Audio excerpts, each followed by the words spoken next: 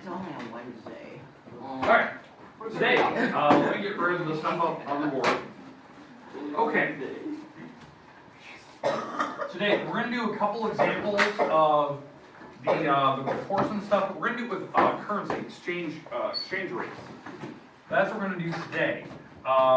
Homework is going to be based on the bicycle problem that we kind of talked about yesterday. So if you know what gear you're in, and you know what the fractions are, you can figure out how many feet you're actually going to travel, or inches. If we need to do one more of those, we can go through one of those today. We did those numbers yesterday. But today is more or less based on exchange rates. I'm actually going to put a chart on the board that I pulled directly from the internet this morning. It was updated to like the minute this morning, what the current exchange rates were. So that's what we're doing. We're on section 5.4. We're talking about the uses for proportions. Now, if you think about all the different topics we've talked about to this point, we talked about food and recipes. We talked about automotive, bicycles. We've talked about maps. The other thing we talked about was exchange rates, and that is going to be the big idea today. Currency exchange rates. So I'm gonna show you that chart right now.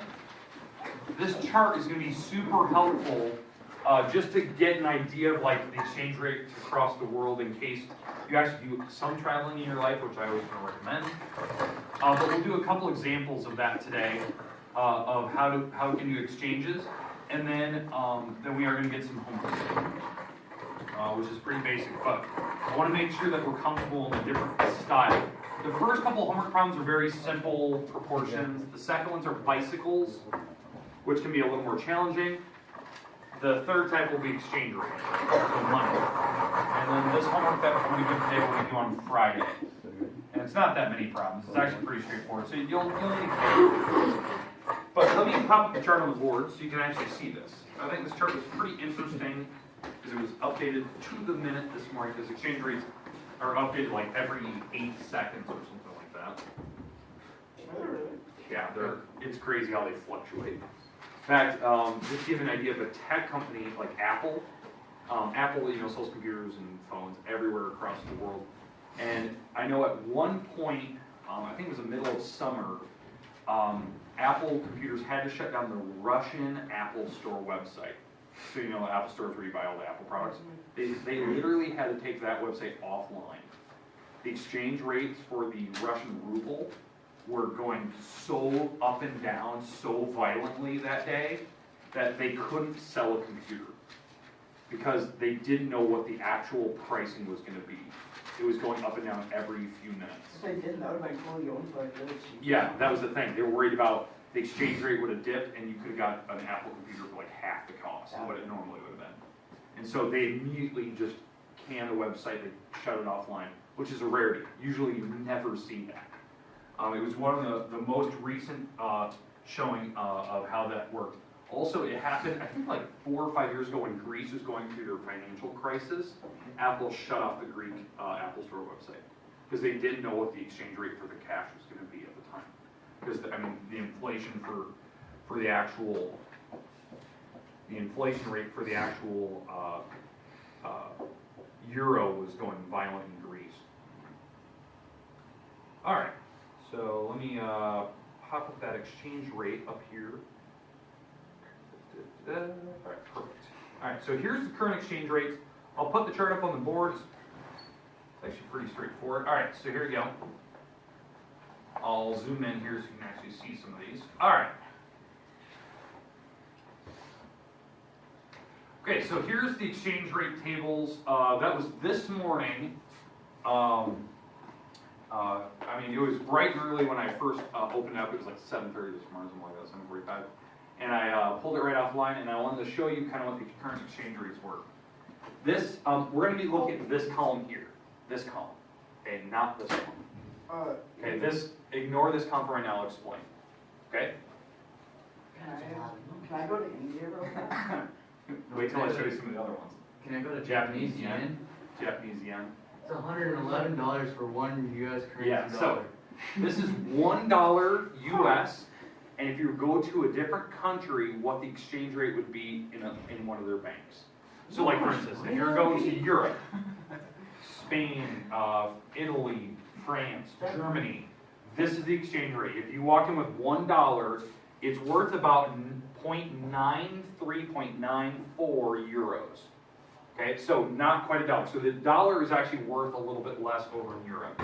Okay, the British pound in actually England, even worse. You get about 79 cents, 80 cents for every dollar you spend.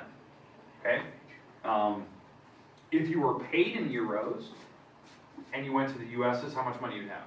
So $1 in like the British pound, and you were to come back to the U.S. and like exchange it in the bank, you get $1.25. So the British need to be coming here. Yeah, the British need to come here and work, right? They get paid with the British pound, they transfer it to the U.S. Obviously, there's an exchange rate tax when you cross the borders, but that's the idea. Obviously, Indian rupee, $1 U.S. is about 67. Is that even Indian a rupee. dollar? What was that? Is the US even a dollar or is that less than a dollar? Right here. No, the American one. Oh, U.S. dollar. What are you talking about? The Indian one or the British? Where you at? Indian. Indian. Yeah. If you had 1 cent. 1 cent U.S., you would actually have a rupee. Okay, an Indian rupee. That's the idea. 1 penny would get you an Indian rupee. So that's in terms of pennies, right? So it's almost 1.5 pennies. Look at the Japanese yen. Japanese yen.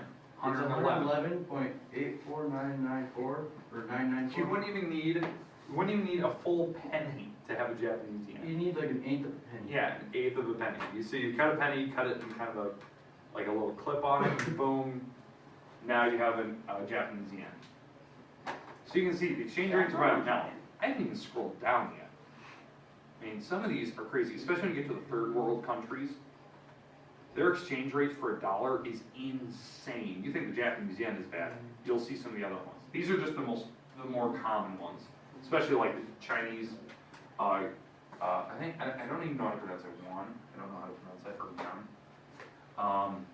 Okay, now alphabetically, Argentina peso, the Australian dollar, the British real, the Chilean peso. You had $1, you have 645 Chilean pesos. Is that like a dollar there? Okay. So Yeah, I mean, yeah. In theory, it's like if you had like 5 pesos, you can get a piece of candy, like that type of thing. So I mean, you have a very big exchange rates. That's why a lot of people from the U.S. that are like wealthy people, They go to different countries. they go to different countries. They live in well, Swiss bank accounts, but they live in like a lot of third world countries that have houses there because the exchange rate for their money is so insane. Especially like to give you an idea, I know Ventura, when I worked over at Ventura's high school, we had a couple students that went to Ukraine for a mission trip, right? They couldn't believe it. They'd never been over, to Ukraine, Russia, that area. But the exchange rate for the U.S. dollar was so insane. Because when they went into there was a McDonald's in Ukraine, it cost them a penny to get an actual Big Mac, a U.S. penny, and they got a Big Mac, and they're like, I want to move here. I have $50 in my bank account. I'm like a millionaire here. And they were looking at the houses. Houses are very, very small, very run down, very basic. Because I mean, that's the country just kind of lives in what they need. They know their means. did they buy a house there? And they were looking at the houses when U.S. citizens go over to Ukraine and build a house.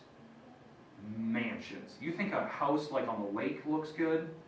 Go to Ukraine and watch somebody with just normal U.S. currency. It's like They the White can House, build, ain't it? yeah, they can build mansions over there with basic dollars. Like how much money? Like probably 50 grand, you could have the biggest house you've ever seen over there. Because the exchange rate is so insane. Work here for about 5 years after you graduate. and then Retire there. Hoard all your money, Yeah. live with your parents, and then move there. Hey, I worked last weekend and I got $30 from my boss. Yeah. Did the calculations for the Chilean $30. peso. Well, how many pesos you got? What? You had $30? So you did 30 times 645? 0.31 divided by Wait, what is that 0.000. He has alright, so this is $30, mind you. $30. In US. He has And if you did this correctly, Yeah. oh, no, you wouldn't use that number, that's why. It's just, I'll explain why. It's 645.31 times 30. Ah. Yeah, so, yeah, all right, never mind, crisis averted. I was wondering, like, how did you get that number? Delete. He has 19,000 rupees, or 19,000 pesos. That's a lot of money. That's a lot of money, that's a lot of pesos. There. All right, I now, give you 5 pesos. hey, let's keep going, look at this. Colombia, peso. Oh my gosh. 731. Okay, I'm a lot of pesos. Bye guys. 6 Lot- Yeah, bye. A lot of, 30. the exchange rates are really high, okay? Especially in some of these third world countries. Whoa. Iran? The real, the Iranian real. I have a question. The one that was Colombia is Yeah. so high. This isn't like, I'm just curious, is that why all the drug people go to Colombia? Is that exchange rate so high? No, it's just the government doesn't have very tight control on the markets there, yeah. I know, everyone thinks that, oh, you get exchange rate. No, it's just, the It government, makes I wanna go sense. check the government's check kind in of Iranian. Dude, one Iranian rule. So- 1,000. beautiful areas, but yeah, yeah, just kind of, And guess how much he has with that country? how many do you have? 970,000. You almost got $1 million. I know, Or almost $1 a million pesos. million. Oh, That's awesome at $30. I'm a millionaire. Alright. Well, how much is But your hey, $30 this website had every single country of, the more modern Why world. are you crying? Why not? They have, that had different exchange rates. You can definitely see the Russian ruble. Right now it's sitting at, this morning it was sitting at 59. Okay? The Russian ruble at one point was definitely going up and down a lot. And so, when you go over and you try to buy, a Mac computer in those stores, like when you look at their websites, you can actually go to the different websites. At one point, the Russian ruble, it was like, I think it was 3,000 rubles. 3,000 rubles was to buy like the MacBook Air, like the lower MacBook. And that, the exchange rate was about right. It was about 15, or 1,200 bucks, something like that. Because when you go to the countries, Apple computers are actually more expensive. But the exchange rate was so violent there that they had to turn it off because at one point you could buy a Mac at almost like 1,400 rubles, which was like $400, $500. Did anybody actually buy one? Well, after the first couple were transacted, Apple noticed it because their profit margin suddenly, because they always have profit margins, they saw that the market suddenly dip, like just skyrocketed. And then it went back up again, and it went back down, so they immediately just came to the website. I wonder They granted the request, but it was just a few of them. And so, I was wondering if those people actually got their MacBooks. yeah, I'm definitely sure. They processed the first couple and they allowed it to go through. But then they stopped it. I know Canada at one point, Canada was having a really tough time with the Canadian dollar. Right now it's sitting at, if you have $1 US, it's about $1.30 in Canadian dollars. So not bad, I mean, that's our closest neighbor. But I mean, the exchange rate there was going pretty violent. They shut down the Canadian website for a while. A lot of Canadians, what they try to do is they try to go to the U.S. And buy products there, buy products here, which I know it seems weird. Like, well, the exchange rate doesn't work that way. If you have, a Canadian dollar, you have 75 cents U.S. But the problem is, the actual MacBook in the U.S. is actually less, even if they were to come over here and buy it at 75 cents a dollar, because the market in the Apple store is way higher. They jack up the prices in Canada because of the trade between the two countries. I know that, just to give you an idea, like, let me go up to the Australian dollar. I know the Australian dollar is worth not much. All right, so it's about the same as the Canadian. To give you an idea, in Australia, because of the shipping cost, a MacBook there is a lot of money. To get a typical like MacBook in Australia to here, it's about $3,000.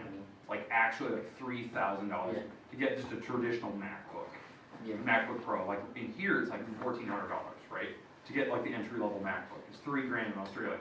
It actually is cheaper, and this is the weird thing. It's cheaper for an Australian citizen to buy a plane ticket to go to LA, And buy one there. buy one, and fly back, than it is to just buy the MacBook without it. How much cheaper though, like $100 or something? Yeah, they'd say, but they got a free flight and a MacBook, and For it's about the still, same price. for still the same price as somebody And going they get into two the in there. store that's right down the street from them to buy one. And they got two in America. Isn't that weird to me, that like the exchange rate's so messed up that way? Or, Okay, or you know the Canadian dollar and US dollar, how they're similar Yeah. almost? A lot of trappers have a problem with that, because of shipping in Canada and US. When a fur buyer goes to, or fur seller goes to sell their furs to a fur buyer in Yeah. like Canada or the US, the US will ship it to Canada, and the guy would get the Canadian amount Yeah. of US dollars, and also kind of get ripped off, because then they also charge you, since fur prices are yeah, low, really, really low, they won't take furs no more. oh, weird. And 'Cause there's- so that now when they ship it, they recall that trapper Yeah. and charge him. Oh, seriously? Jeez, okay. Because I actually had that happen to me before. Holy moly, alright. Alright, what are we gonna use to? Alright, British pound. Alright, what is it, 0.7982. And I want What Japanese let's go to Canadian dollar, just because Canada's so close, we might have to deal with that. Oh, geez, maybe I should spell it right. Canada, 1.31581. Let's double check, see if that's right. Alright, 31581. 8243. I'm guessing you're gonna update this to the actual. Okay. to Like what it is now. Okay, so these are gonna be my exchange rates. Alright, so let's do an example of what the homework would ask you to do. Let's imagine that we had $56 US. So 56 US dollars. I wanna know how much money we have in euros. I don't know how many euros we have, European euros. Now, obviously, the dollar is worth less. So, are we gonna have 56 euros? No, we're gonna have less than that, We're right? gonna take 56 times the. Okay, so here's how it works. Yeah, you're absolutely right. What we have to do is we have to set up the proportion. We have to use this to actually figure out how many euros I have. So that's my proportion, right? You got It's- $52.8. Yeah. $1 US dollar is 0.93556 euros. Right? That's what it is in terms of euros. Right? What we have is we have 56 US dollars. So I want to figure out how many euros I have. Does that make sense? Like the proportion. $1 US is this in terms of euros. So I want to know how many euros I have. So you cross multiply, divide by 1. Because again, you always start with the number above or below the x. You cross multiply and divide. What do we have? 52.391.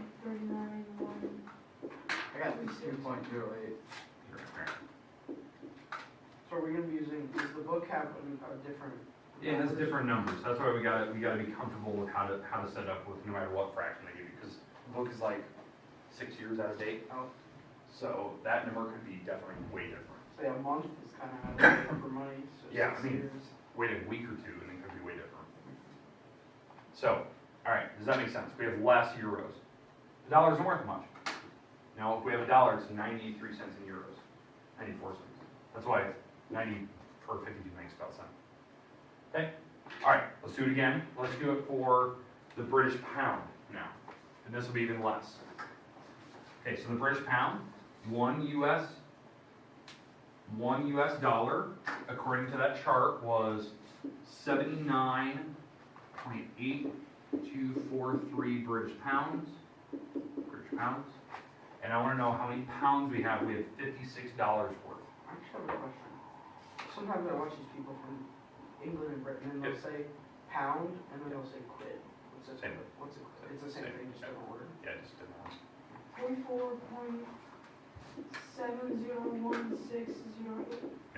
44? 44, all right. That's my British pound. Okay, as you can tell, not a lot. 56 bucks or about 44. That's something like, if you're thinking about like why we're doing this, if you go on vacation, you have to worry about that. That's one of the tourist traps when you go to Europe, when you go to Great Britain. You know, the tourist stands that they have out in front of Buckingham Palace, they have them out front of Big Ben, you know, the Eiffel Tower. They'll ask, you know, like, hey, do you want to buy a map? Do you want to buy this hat? Do you want to buy this shirt? They say, oh, it's only, you know, 10 pounds, 10 British pounds. I was like, oh, 10 British pounds, like 10 bucks. All right, I'll buy it. No, it's not. That was 10 British pounds. You may have just paid 15 bucks for that trinket or something. So there's the exchange rate, right? So that's what I want to talk about. So if you're in Europe, right now, and that person that was selling that trinket to you said, oh, hey, it's 15 British pounds. It's 15 pounds. Okay? And you're probably thinking to yourself, okay, 15 bucks for whatever this trinket is. Maybe it's like a little model of Big Ben, or maybe it's a t-shirt or a hat. We can actually figure out how much money you're actually spending on it. Like, how much money did you just get out of your bank account to go pay for it? Okay, so 15 times 1 divided by this. So 18.9. Say it again? 18.98. 98. You spent 18 bucks, almost $19 on that trinket in terms of US dollars. Is that what you really want to spend money on? That's something like, no one ever thinks about it. They just, you know, they give the number 10 or 15. Yeah, 10, 15 bucks. Why is stuff different costs in different parts of the world? Exchange rates is the relationship between countries. Government set those prices because of travel. So they didn't care, it could literally just be one big price. Yeah, it could be one price uniform across the world. Could be. Okay. Now, why they do it? I mean, power. They can. Power money. Yeah. I mean, the dollar isn't worth much because inflation. We keep printing dollars. It's worth less in other countries, and we do. I mean, we just print money all the time. Doesn't make any sense. It's worth less every single year. You know Bill Gates? Yeah. So he makes like $1 million every 5 minutes. And he spends it every 2 He doesn't have to do anything. He'll just sit there and he'll like watch. Half of it all. Yeah, and I guess he watches. I was watching this video about him, and I guess he'll sit there for like a half hour each day just watching his account rise and all that. But all right, does it make sense with the exchange rates? How I did it. So this number is like how we said per fraction. So $1 is this number. So that would be on the bottom of the fraction. Or you know, $1 I can do Canadian dollars because I know my niece goes to Canada every once in a while because we live so close because her family's up there.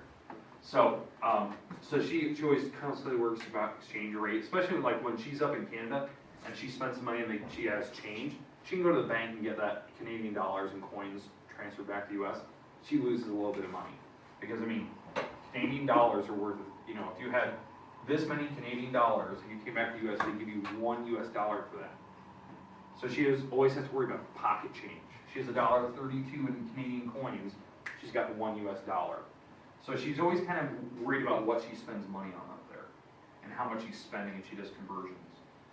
Okay, any questions with exchange rates and why I brought this up? Kind of interesting, especially if you travel, which you should. Hopefully you do sometime. Okay, all right. Now, my question to you, do you want to go through a bicycle problem again? Do you want to go through a normal proportion problem? Do you want to do an exchange rate problem? Is there any particular type of problem you want more practice with today? That you're just not comfortable, you're like, I'm not quite sure on how to do that. We can make up a problem. Okay, I'm going to give you your homework, so it doesn't sound like anyone's really got anything. And again, you're going to use the book. The book will give you the numbers you need, the proportions and stuff. All right. But here's your page for your homework. It's over a couple different pages because I just kind of picked random scattered around so you kind of see a different way of using proportions. Page 129, you're going to do problems 1 through 6, and that's on exercise A. So make sure you're doing exercise A on that page. Then you're going to turn to page 131. You're going to do problems 1 and 2, exercise C. I think these are the bicycle problems. So if you pedal, how many feet you can travel.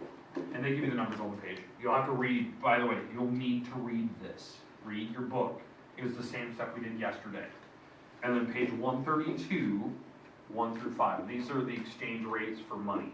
And you're going to want to look at the chart on these two pages to understand the numbers. Okay, because they're gonna talk about 26-inch bike or 27, use the gearing fractions that are up above. It was the exact same numbers we did yesterday. Okay, I'm gonna make these two on Friday. Again, we can always talk about them, but again, if you're really confused, like, I don't really know how to do this, you can always watch the video we did yesterday for the bicycle, watch the problems from Monday to see how we just do normal proportions. Yeah, so I kind of want to give you kind of a taste of everything. Some point this week we're going to play a game with proportions again, because I know we did a game the other day with trash ball. We're going to do some type of game again with some proportions. So, but there you go.